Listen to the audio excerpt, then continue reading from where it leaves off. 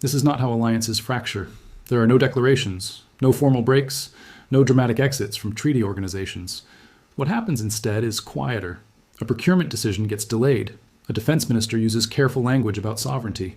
A prime minister who once worked at the highest levels of global finance begins speaking about strategic autonomy in sentences that never quite finish. Most people think this is about aircraft. History suggests it was always about something else. Canada announced its intention to acquire F-35 fighter jets in 2010. The number fluctuated. 65 aircraft, then 88. The timeline stretched. 2025 became the target for full operational capability.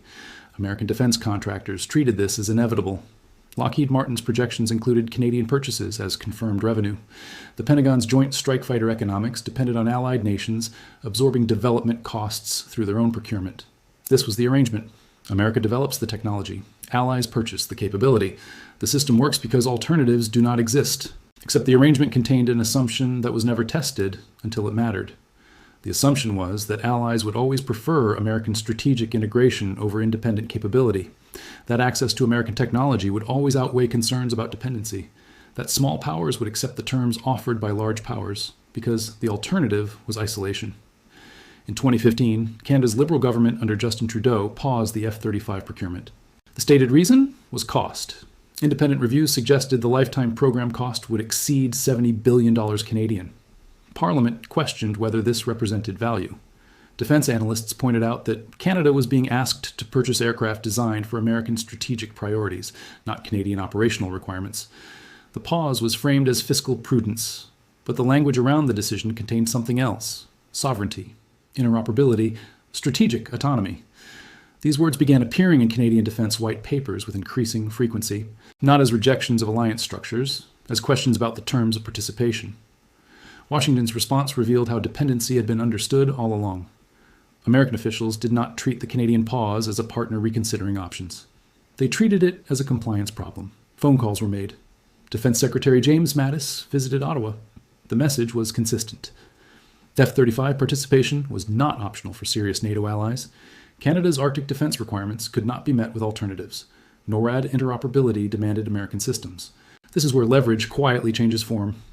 Because the more Washington insisted that Canada had no alternatives, the more Canadian defense planners began examining what alternatives might look like. Sweden's Saab offered the Gripen. France promoted the Rafale. Boeing positioned the Super Hornet as a proven platform. Each offer included something that F-35 partnership did not: technology transfer, domestic maintenance capability, manufacturing work on Canadian soil. The economics were straightforward. F-35 procurement meant sending billions to American facilities, receiving finished aircraft, and maintaining dependency on American supply chains for every component, every software update, every operational parameter. Alternative platforms offered work-share agreements. Canadian aerospace companies could manufacture components. Canadian technicians could perform depot-level maintenance. The capability would reside in Canadian territory. American negotiators responded by emphasizing what Canada would lose: access to the most advanced stealth technology. Integration with American battlespace systems. Priority in any crisis where Allied air support might be needed. The implication was clear: choose independence, accept second-tier status. But something had shifted in how these conversations were received. Canadian officials, who once might have treated American preferences as requirements, began asking different questions. If NORAD integration was essential, why did it require one specific aircraft platform? If Arctic sovereignty was the priority, why did operational requirements align perfectly with American procurement decisions? If partnership was genuine, why did it only flow in one direction? By 2023, Canada had still not finalized F-35 acquisition. The interim solution was extending the life of existing CF-18 Hornets. Defense experts called this unsustainable. American officials called it irresponsible. Canadian politicians called it prudent review. The gap between these descriptions was not linguistic, it was strategic. Mark Carney became Prime Minister in 2025.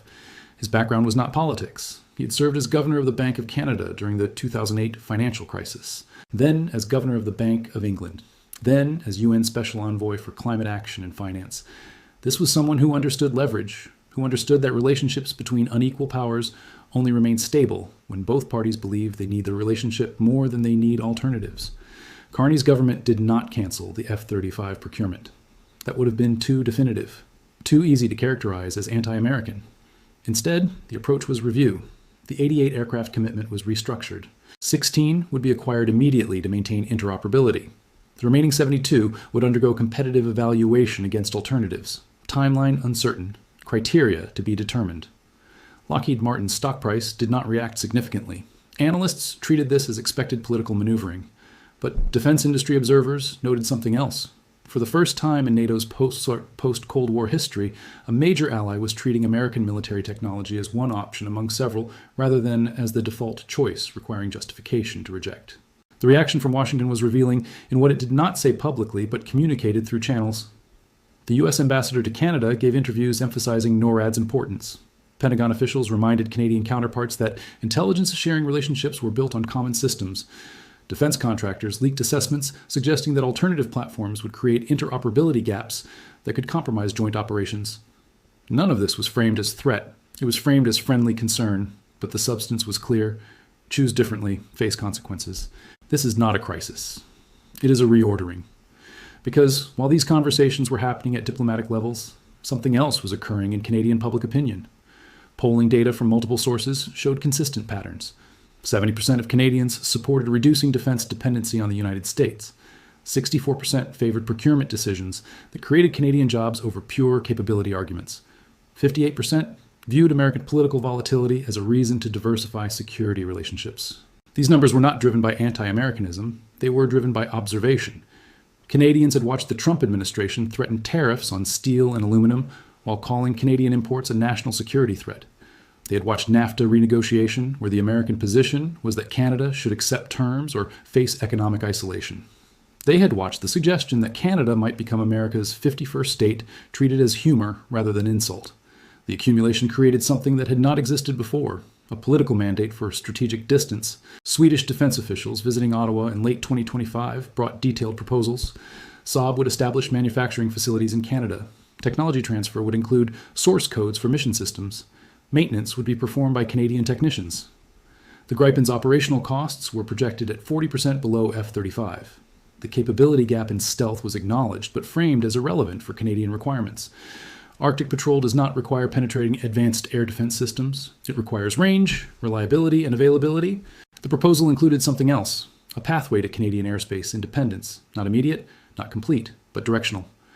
Over 20 years, Canadian companies would acquire the capability to design, manufacture, and maintain advanced fighter aircraft, not as subcontractors to American primes. As prime contractors themselves, American defense analysts dismiss this as fantasy. Modern fighter aircraft represent supply chains involving thousands of specialized components. Stealth materials require specific manufacturing processes. Sensor fusion demands integration across multiple classified systems. No country outside the established producers could develop this capability independently. Except the analysis missed something. It was not about achieving parity with American technology. It was about achieving independence from American decision-making. This is where power stops explaining itself. Canadian defense planners were not asking whether Gripen matched F-35 capability. They were asking whether Gripen provided sufficient capability while enabling strategic autonomy. The answer to that question depended on what threats Canada actually faced versus what threats American strategic planning assumed everyone faced. Canada's defense requirements are specific. Arctic sovereignty patrol, maritime surveillance across 3 coastlines, air policing over the second largest national territory on Earth. None of these missions require stealth penetration of sophisticated air defense networks. They require presence, endurance, the ability to operate independently of foreign supply chains. From this perspective, F-35's advantages became less relevant than its dependencies. The aircraft's stealth coding requires specialized maintenance facilities. Its software is controlled by American military systems. Its operational parameters can be modified remotely by the platform manufacturer.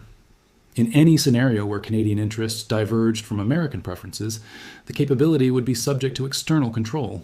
Swedish systems offered something different, not superior technology, different dependencies, and dependencies that could be progressively reduced through technology transfer and domestic industrial development. By early 2026, the pattern was clear. Canada was not abandoning the F-35 program. It was treating the program as one option that would be selected only if terms reflected genuine partnership rather than hierarchical dependency. Lockheed Martin responded with revised proposals, more Canadian content, enhanced work share, training conducted in Canada. But the fundamental architecture remained unchanged. The aircraft would be American. The supply chain would be American-controlled. The capability would exist at American discretion. The gap between what was offered and what was now required revealed how much had changed. not in capability requirements, in the political acceptability of dependency. Other NATO allies were watching: Poland, Romania, Finland, countries that had treated American defense relationships as non-negotiable insurance against Russian pressure. If Canada could reconsider terms, what prevented others from asking similar questions? The Pentagon understood the implication. Allowing Canada to select alternative platforms without consequence would signal that American defense partnerships were negotiable, that allies could shop for better terms, that the architecture of NATO interoperability was not actually about interoperability, but about dependency management. But preventing Canada's choice meant explicit coercion. And explicit coercion meant confirming what Canadian skeptics had been suggesting, that the relationship was never between partners. It was between a hegemon and a subordinate. This is not the end of alliance. It is the end of the assumption that alliance requires submission. History does not reverse because it is misunderstood. The infrastructure being developed now, the relationships being negotiated now, the industrial capabilities being transferred now, these do not disappear when political winds shift. They become the new baseline from which future negotiations proceed. Await further instruction.